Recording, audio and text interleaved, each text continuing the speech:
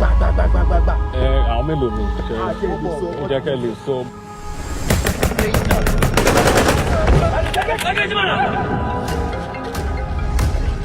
You're calling again. Hello? Do you have the money? Right. Mommy, there is so loud calling. If you don't get the full money by the end of today, this is the last time you talk to your husband. Hey. I don't want you worrying about me. Do you think this is the Sheikh's operation? It never comes this far, sir. Saboda shi kansa Sheikh sai da ya kashe wasu sannan ya zamo sarki a inda yake a yanzu. Did Kosi know that he was going to be kidnapped?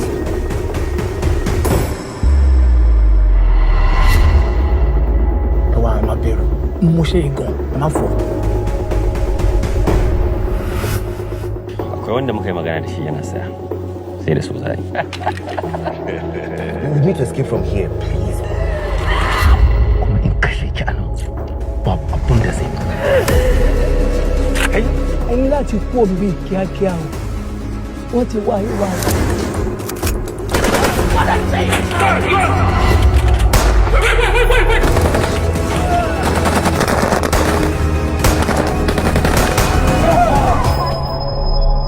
Hello people, long time no review. My name is Just Goody, but I promise that I'm not a gold digger. Yes, I just love money.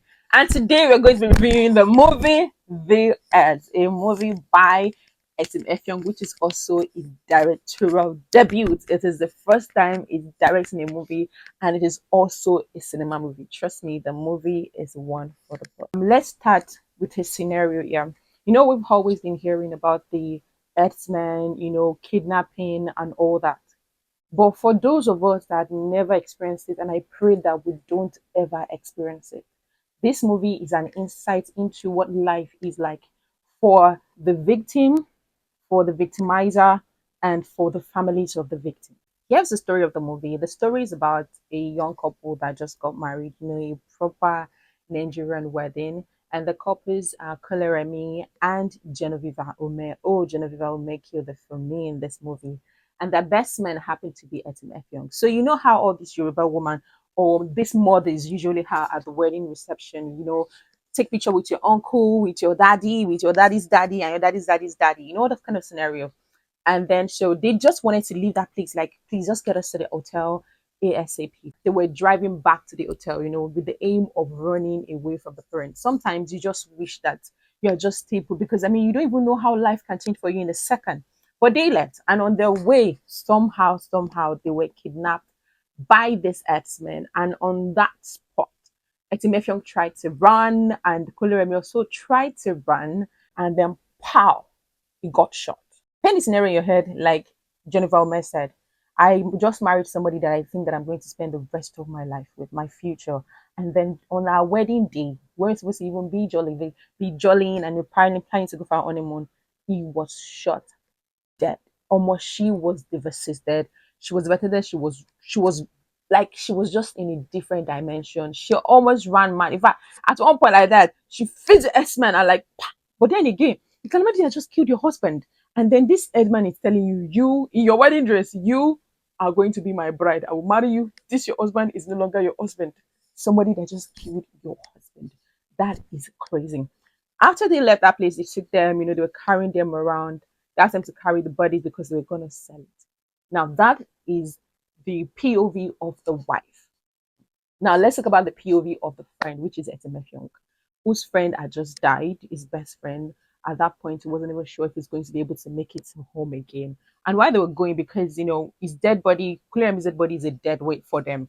And then they gave the wife a cutlass to cut him into pieces.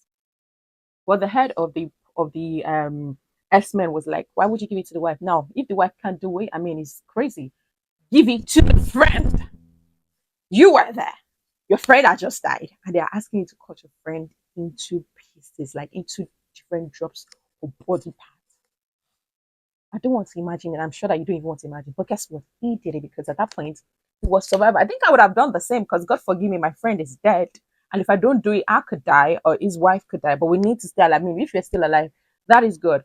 But it took them, and then some people came and bought the body parts. I remember that why they were trying to dismantle his body, one of the guys tried to steal his smartwatch. That's why he said, if you go and steal, just like that lady that went to go and steal phone, left it on, they called him. He's still asking for a pay as ransom to collect to give the phone back to the owner. That's some sick movie, yeah. So he was gonna take the risk, but they said no. So one of the people that came to buy the bodies stole the smartwatch. I kept it. Moving on out of that place, the family got to find out that their children had been kidnapped and all of that. They went to the police station trying to save them, to survive. Yoma Ejiofor, which is the wife to Etimefiongo, was in a lot of mess. At that point, she's going through cancer issue because she's brain frozen because she's thought that she has cancer. Her husband has been kidnapped. Oh, at the point where he was trying to run and they finally caught up with him, his phone rang and it was his wife calling. And while he was trying to discard the phone, he mistakenly picked. So the wife heard that he was kidnapped. He was the first person that got to know. So it's just all shades of emotion, up and down in different space. So even you as a person, you would not know which emotion to hold on to because you don't want to be the wife of the friend or the friend who was just there to celebrate his friend and then found himself kidnapped and had to chop the friend off, or the friend himself that died, or the wife of the friend who is expected to start a new life with her husband, but at that point, her husband just got killed. How would you be able to move past all of this? But in this point, it was all about survival.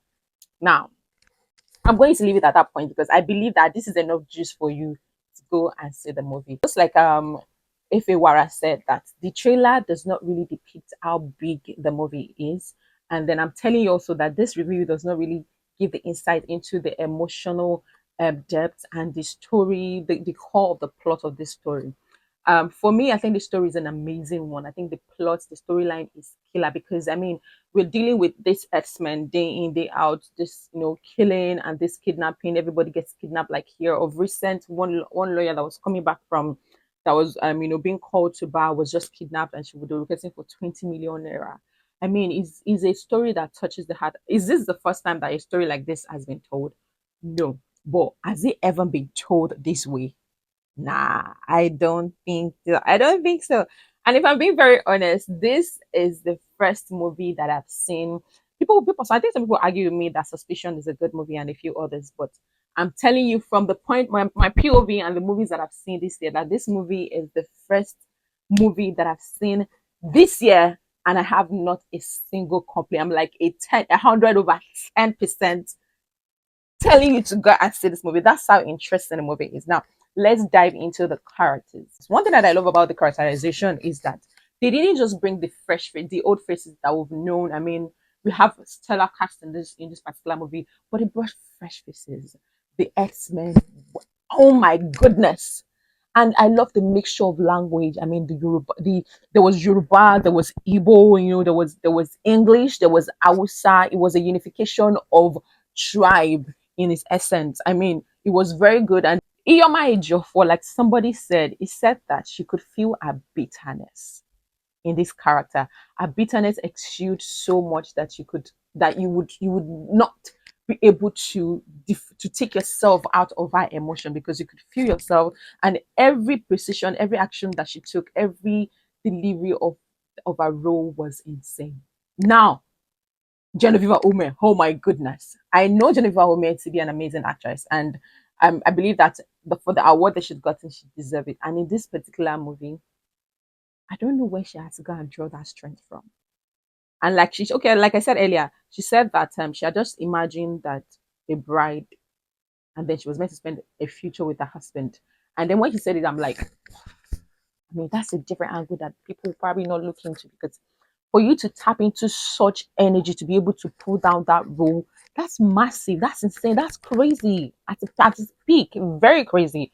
And for Koloremi's character wasn't so long, it was just the lovey-dovey husband.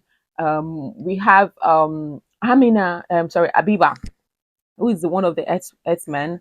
She's crazy. Gone through life has gone through you. You have humanity in you, but at this point, you need survivor.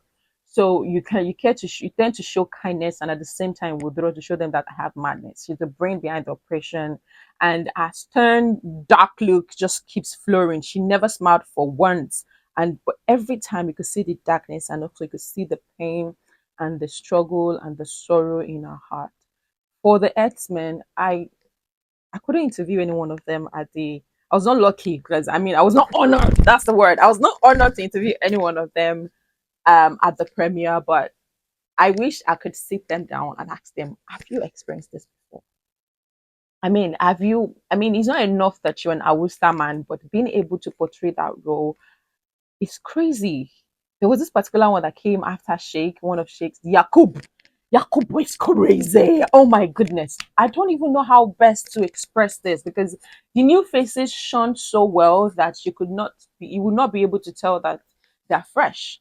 Like the ones that we're familiar with are doing their thing, the fresh ones that everybody just compliments each other so well. And Etim, Etim, Effiong, please, man.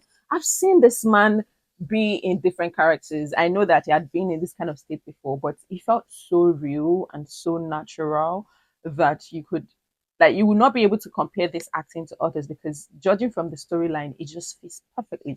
And the thing that is a director, it's giving different character vibe where you're directing and you're also part of the movie, is the director for the story and then is executive producer as well. And then he's also an actor putting the image in your mind into acting and then at the same time guiding people into doing it is a whole lot of work. So for me, the acting, all the cast were insane. I don't want to, I'm using insane in a very enthusiastic form, in a very good way. We're insane. For me, this is also the movie that I see that no scene was wasted. I mean, not a single scene in this particular story was wasted. It was sequential. Pa pa pa pa pa. The fighting was not dragged. Pa. The kidnapping was not dragged. Pa. The moving around was not dragged. The ransom asking was not dragged. One you just came and say you are one organ. Peel is dead and gone. Everybody moves on. The policeman. Oh yes, for one, they portrayed the force in a very good light, which is also good because I mean we know the first for who they are. We've seen that different shades, but in this story, it just shows a man that is vying for a good life for himself and his family, and he just want to get done with all of these cases, and he also sympathizes with the family. I mean, there's swift reaction. If we get this swift reaction every time there is a kidnap in Nigeria, I swear to God, I mean, life would have been better. Life would have just been good. They kidnapped only about 15 people or 10. Only 2 people died because one had to be scapegoats, and the Kuluremi died among the others. The props, the shots, the continuity. Jennifer Omer wore our wedding dress from the beginning till the end, and you could feel every strain, you could feel every struggle, you could feel every pain, you could feel every survival instinct in the stains that is imprinted on our gown. That is how deep that was. That is how deep that was. So please, if I'm not wrong, I think it's coming out October 17th. Please book it as one of the movies that you see when it eventually comes out because it is a good watch, and it is one you will not regret it. It is one that you will be happy that you used your money to go and watch. If you made it to this point, I believe that I've said something really good. I believe that I've given you good insights into this movie. And please do not forget to like, to subscribe, to comment, and of course, yes, to share. My name is Just Kudi, and thank you for being a part of this review. I'll see you on another one.